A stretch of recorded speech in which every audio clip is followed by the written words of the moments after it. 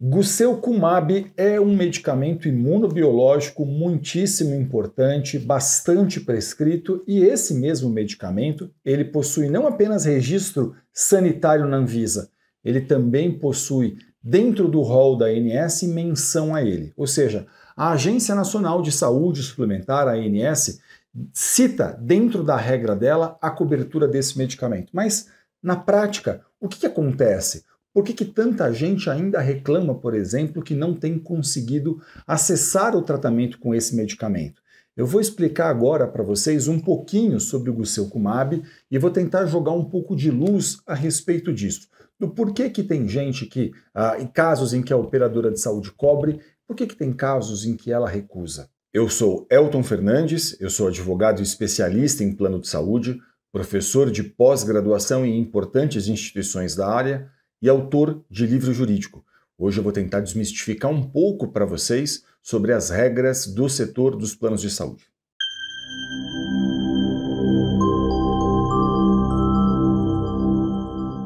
Olha, eu vou explicar isso aqui para vocês de uma maneira mais técnica, como quase um professor de direito, porque essa não é uma matéria muito tranquila de a gente explicar. Vamos lá, vamos pensar o seguinte.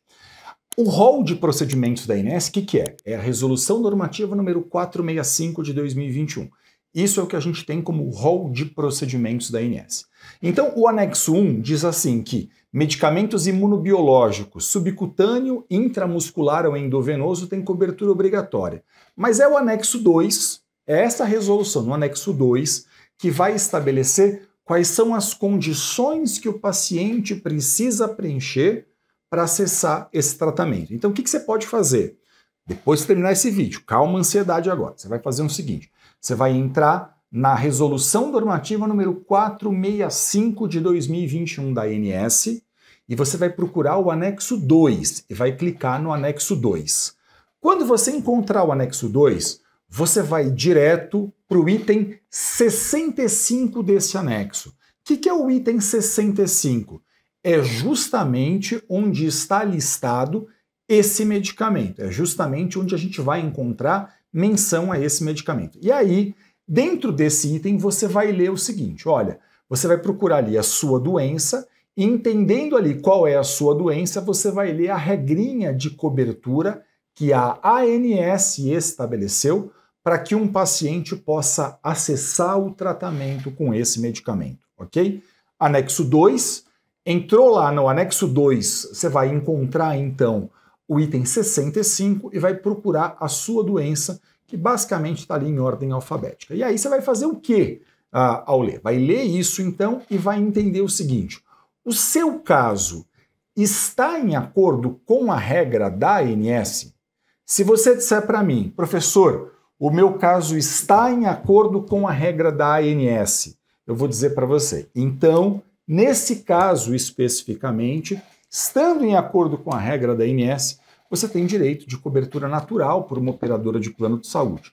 Se a operadora de plano de saúde recusou, ao meu sentir, caberia a você promover uma reclamação na própria ANS, a fim de que a operadora de saúde pudesse rever, ou quem sabe até reclamar na ouvidoria da operadora, enfim, mecanismos aí em que você pode pedir a reanálise, porque você tem uma imensa chance de fazer com que o seu caso seja revisto, seja reavaliado, ok?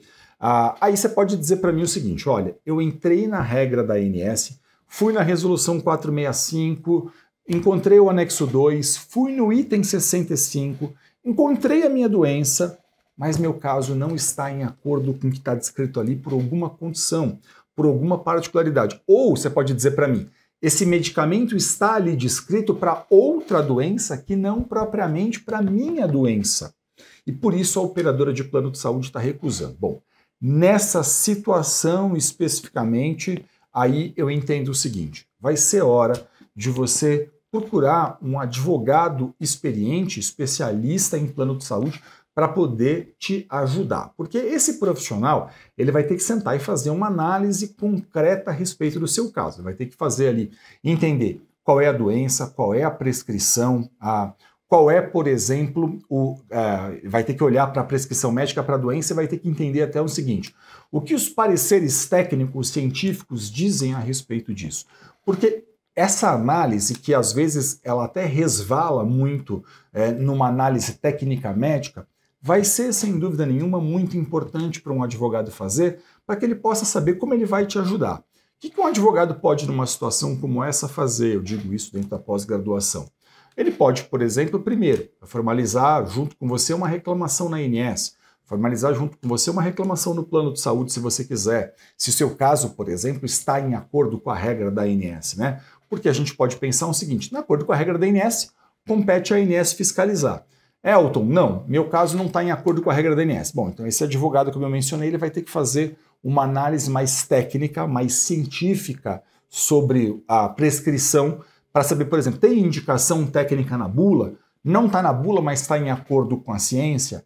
Essa análise é absolutamente essencial a você. Por que eu acho importante que você faça isso? É porque, veja, a lei dos planos de saúde atualmente, a lei 9656 de 98, ela diz que mesmo não estando, se um procedimento ou um tratamento não está em acordo com o rol de procedimentos da ANS, mas está em acordo com a ciência, a operadora de plano de saúde deverá custear o tratamento. Veja, a lei chega a usar essa expressão, deverá, ok? Essa não é uma expressão que eu estou aqui utilizando sem que eu tenha pego ela de dentro da regra. Então, notem o seguinte, mesmo fora dessas condições estabelecidas pela ANS, mesmo que um tratamento, um procedimento não esteja exatamente em acordo com o rol de procedimentos da ANS, a lei ela está fazendo uma expressa menção de que, se não estiver no rol, mas estiver em acordo com a ciência,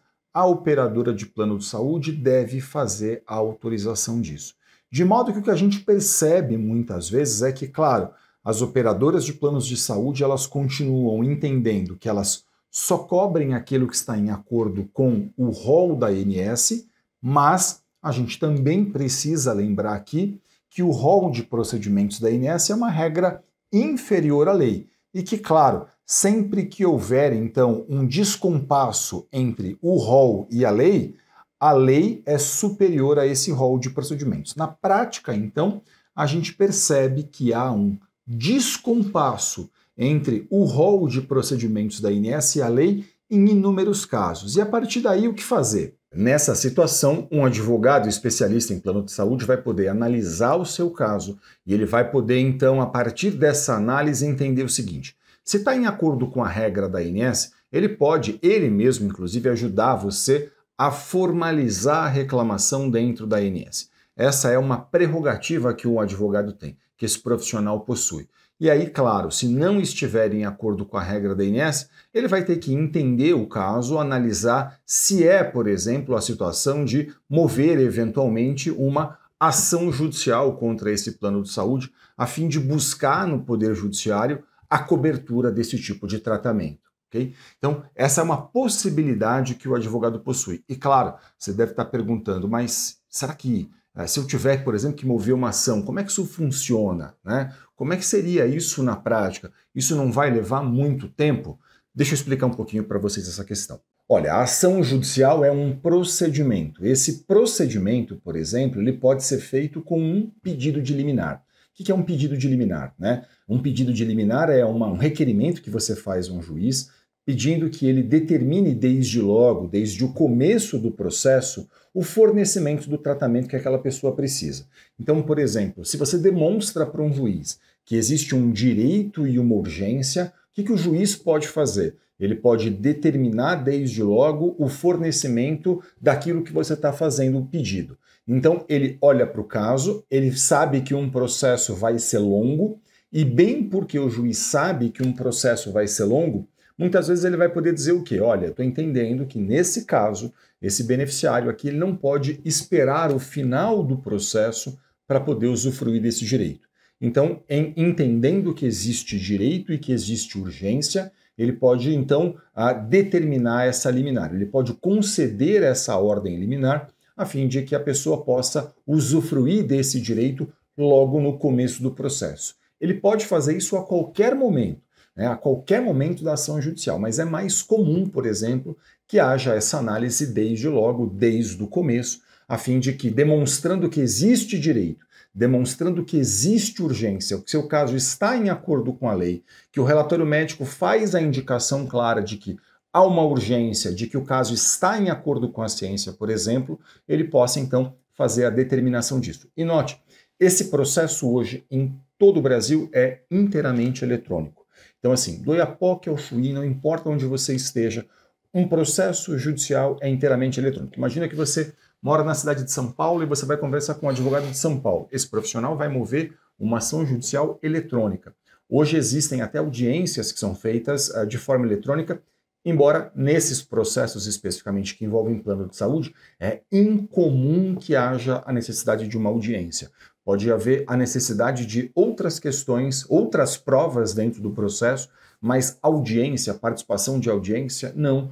Em geral, isso não é feito, mas, claro, é sempre muito importante que você converse com um profissional especialista em plano de saúde, a fim de que esse profissional possa analisar as particularidades do seu caso, entender se cabe ou não, qual o caminho vai percorrer, se entender que cabe, e esse profissional vai poder orientar você em acordo com as especificidades do seu caso.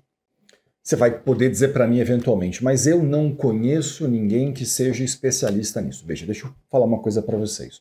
Hoje, essa consulta com o seu advogado pode ser feita até de forma online. E eu tenho muito orgulho de dizer para vocês que em todo o Brasil, nas pós-graduações em que eu leciono, a gente forma profissionais cada vez mais capacitados, especialistas nisso, capazes de olhar profissionalmente para uma questão como essa, capazes de fazer uma análise cuidadosa de um caso, a fim de poder entender quais são as possibilidades que a gente tem, quais são os caminhos que vão ser percorridos. Então, se você não conhece um profissional aí da sua cidade, por exemplo, você pode buscar isso pela internet, fazer isso online com um profissional, não tem problema nenhum, até porque, como eu mencionei para vocês, um processo que eventualmente tenha que ser movido um processo, essa ação será eletrônica, tudo correrá eletronicamente. Então, não importa se você está numa cidade e seu advogado está na outra cidade, se você está num estado e seu advogado está muito distante de você, porque tudo isso pode ser feito hoje de forma online,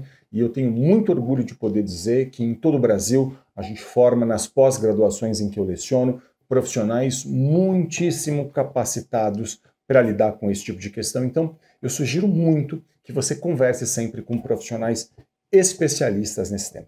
Eu espero que esse vídeo tenha sido útil a você. Muito obrigado pela sua audiência. Se ficou qualquer dúvida, deixe um comentário aqui no canal. Para a gente é sempre um grande prazer poder ajudar, interagir, tirar dúvidas e, claro, não deixe de acompanhar a gente nas redes sociais.